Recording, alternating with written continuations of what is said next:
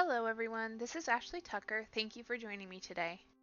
Today is the fifth and final day of my alcohol ink series. Now this doesn't mean that I'm never going to use alcohol inks again. I certainly will use them in future videos. I'm just done with this little mini series that I put together. For today's video, I will be focusing on the technique of using foil on your alcohol ink backgrounds. So for this first background, I'm laying down a lot of different colors in kind of a rainbow, and while I'm putting the color down, I'm also adding a whole ton of the alcohol blending solution. So this paper is really wet right now, and you can see how everything is moving so easily, and that's just because there's so much on the paper right now. I'm going to be using a straw to blow on the paper and kind of get this ink moving around a little bit, and you're definitely going to see my head a few times. It did pop into the video quite a bit, and I had very messy hair. When I craft, it's usually late at night, and I usually just have my hair up, and it's usually just a mess. I really love the way that the backgrounds turn out in this video. The whole week that I was working on this series, I was really looking forward to making this video because I knew that I was going to do the foiling technique last, but I was waiting for my foil to arrive in the mail because I had to order some because I didn't have any. So it arrived on Wednesday, and then I was finally able to film this video, and I was so excited because I mean, a lot of other people have been doing this technique on YouTube right now, and every time I see it, I'm like, oh my gosh, I want to try that technique out so bad because the way that the paper looks after you're done, oh my gosh. So this is my deco foil, and what I'm going to do is I'm going to lay it on top of this alcohol ink background, and I've let this background dry for about 2 minutes, and I'm going to take my bone folder to really press this down onto the paper. And the way that alcohol ink blending dries, some of it stays kind of sticky, and the foil sticks to those parts. So when you pull it off, you get, like, look at this. Oh my gosh, I love it so much.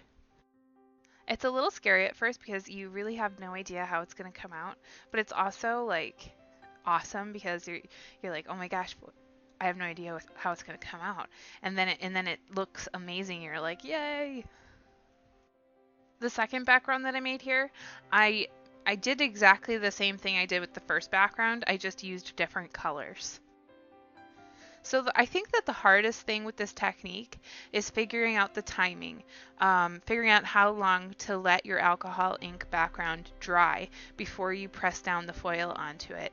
I found that what worked for me was about 2 minutes, and that was still, like, it was nerve-wracking because the paper still was a little bit wet in some areas, but it was like, it looked like it was almost completely dry in other areas. But I'm like, oh my gosh, I don't want it to dry too much because I want the technique to work.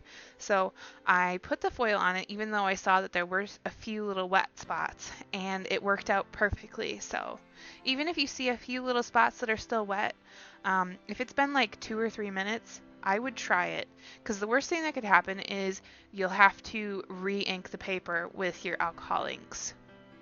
So for this background, I'm using a pewter color foil.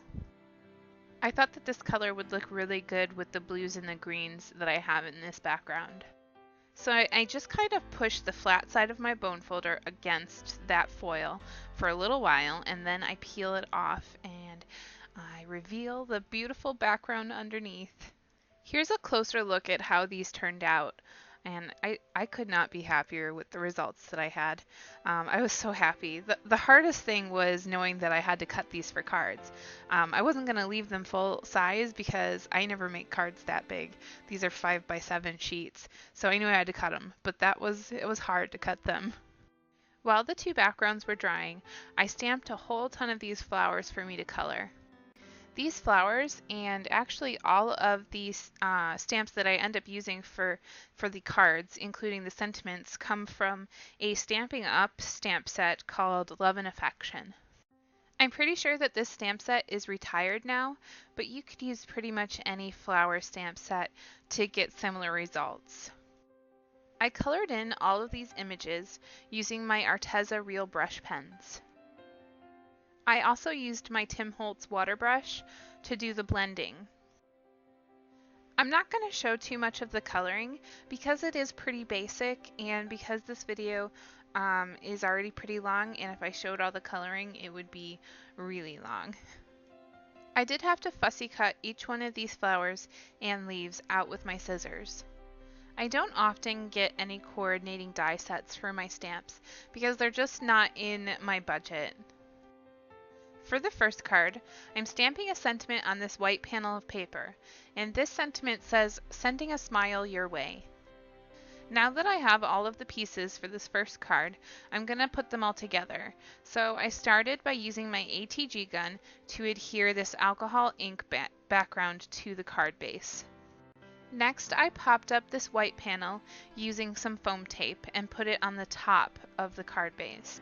I am using a similar design today that I've been using all week for this series. The cards in this alcohol ink series could pretty much all go together and be in one little happy family together because they are all very similar. I chose the pink flower and the green leaf that I colored, and I glued those together, and while those are drying I'm going to glue this strip of black paper along the bottom edge of the white panel. I'm going to take that pink flower and I'm going to use some Tombow glue to glue it onto the card, and then I'm going to use my scissors to snip off the ends of that black strip. I did slide a little piece of foam tape underneath the edge of the flower to give it a little more stability, and then I went over the entire flower with my glossy accents to give it some shine. For the next card, I started by stamping my sentiment. This stamp says, "You are every lovely word I could possibly think of," which I love. I really like the sentiments that were in this stamp set. To start putting this card together, I took the piece of the alcohol background and I glued it down with my ATG gun to the middle of the paper. And I meant for it to be dead center, but it was a little bit off to the side a little bit, but that's okay because I can snip the one edge down a little bit so that it's more even. I popped up the sentiment panel on the bottom, and then I took a black strip of paper and glued it to the top of that panel. I chose this blue flower for this card, which actually is not one of the flowers that you saw me color before. I actually added it in because I wanted the flower for this particular card to be this light blue, and I hadn't done a light blue big flower, so I made one quickly when I realized that I wanted one. And then I went over that strip of black and the flower with my Wink of Stella and set a block on top of it to dry for a little while. And then once it was dry, I went over the flower with my glossy accents. And then this card is done, and here's a closer look at it. For the next card, I did the same thing that I've done with the previous cards and started by stamping my sentiment. And this sentiment says, "You make me ridiculously happy." Once that was stamped, I started putting all of the different elements of the card together, starting with the alcohol ink background. Oh my gosh, would you look at this background? It is so pretty. I love it so much.